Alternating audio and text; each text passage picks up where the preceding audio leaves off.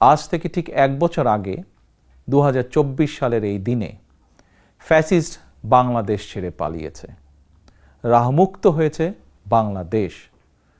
স্বাধীনতা প্রিয়, গণতন্ত্র প্রিয় জনগণের জন্য দিনটি আনন্দের, দিনটি বিজয়ের।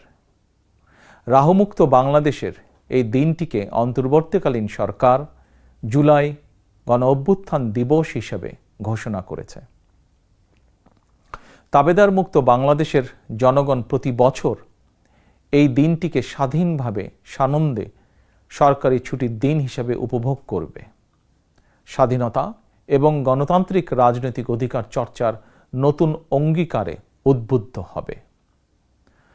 গণতন্ত্রপ্রিয় ভাই ও বোনেরা, 21 শতকের এই বাংলাদেশে পলাতক স্বৈরাচার এক বিভীষিকার রাজত্ব কায়েম করেছিল। গুম, খুন, অপহরণ, হামলা, মামলা, নির্যাতন, নিপীড়নকে সাধারণ এবং স্বাভাবিক ঘটনায় রূপান্তর করেছিল। এই ফ্যাসিবাদের বিরুদ্ধে 1.5 দশকেরও বেশি সময় ধরে চলা আন্দোলনের সময় বিএনপি সহ ভিন্ন দল এবং মতের গণতন্ত্রের পক্ষের শক্তির লাখো কোটি নেতাকর্মীর জন্য দেশকে নরকে পরিণত করে রাখা হয়েছিল।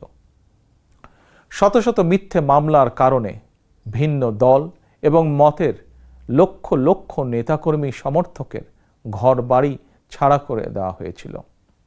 অনেকের পারিবারিক বন্ধন ছিন্ন হয়ে গেছে। গণতন্ত্রকামী মানুষের কণ্ঠ রুদ্ধ করতে পলাতক স্বৈরাচারের নির্দেশে দেশে শত শত গোপন বন্দিখানা, আয়নাঘর বানানো হয়েছিল।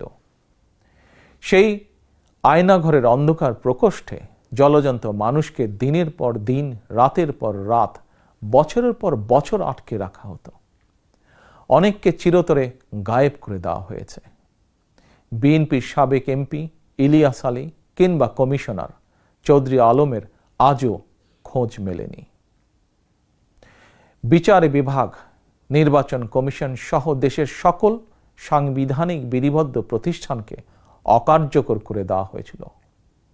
সংবিধান উপেক্ষা করে মানুষের ভোটের অধিকার কেড়ে নিয়ে নির্বাচনী ব্যবস্থাকে প্রহসনে পরিণত করা হয়েছিল। দেশকে চিরতরে তাবেদার রাষ্ট্রে পরিণত করতে দেশের শিক্ষা ব্যবস্থাকে বিনষ্ট করার সকল আনুষ্ঠানিকতা প্রায় চূড়ান্ত হয়ে গিয়েছিল। বই খাতা কলমের পরিবর্তে রাজনীতির নামে শিক্ষার্থীদের হাতে তুলে দেওয়া হয়েছিল লগি, বৈঠা, হাতুড়ি বা চাপাতি। বিপর্যস্ত করে দেওয়া হয়েছিল দেশের অর্থনীতি। ব্যাংকগুলোকে দেউলিয়া করে ফেলা হয়েছিল। দেশ থেকে 28 লক্ষ কোটি টাকা পাচার করে বিদেশে পাঠিয়ে দেওয়া হয়েছিল। অন্যায়, অনিয়ম, অনাচার, দুরাচার, লুটপাট দৈনন্দিন চিত্র হয়ে উঠেছিল। দেশে প্রতিষ্ঠিত করা হয়েছিল ব্যক্তিতন্ত্র। তবে শেষ রক্ষা হয়নি দেশের সকল শ্রেণী পেশার মানুষ, ছাত্র জনতা, কৃষক, শ্রমিক, রিক্সা চালক, মুঠে মজুর, গার্মেন্টস কর্মী, হোটেল রেস্তোরাঁ কর্মী, পরিবহন শ্রমিক, সাংবাদিক, বুদ্ধিজীবী, সংস্কৃতি কর্মী, গৃহবধূ, নারী, শিশু, এমনকি আমাদের মায়েরা সকলেই ঐক্যবদ্ধ হয়ে জুলাই আগস্টের গণ অভ্যুত্থানে রাজপথে নেমে এসেছিলেন। গণ অভ্যুত্থান দমনে হেলিকপ্টার থেকে গুলি করেও মানুষ হত্যা করা হয়েছিল।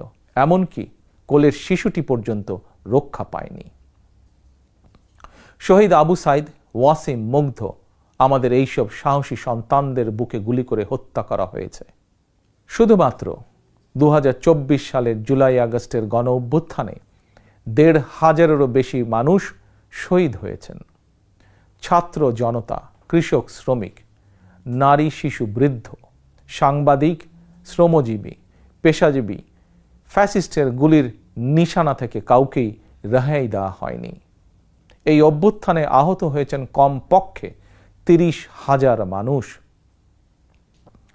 হাত পা, শরীরের অঙ্গ প্রত্যঙ্গ হারিয়ে আমাদের শত শত সন্তান, শত শত ভাই ও বোনেরা চিরতরে পঙ্গু হয়ে গিয়েছেন, কিংবা চোখ হারিয়ে আজীবনের মতন অন্ধ হয়ে গিয়েছেন বহু মানুষ। এজন্যই আমি বলি, 1971 সাল ছিল স্বাধীনতা অর্জনের যুদ্ধ, আর 2024 সাল ছিল স্বাধীনতা রক্ষার যুদ্ধ। 1971 সালে শহীদ মুক্তিযোদ্ধাদেরকে বাংলাদেশ ভোলেনি। 24-এর গণ অভ্যুত্থানে শহীদদেরকেও বাংলাদেশ ভুলবে না।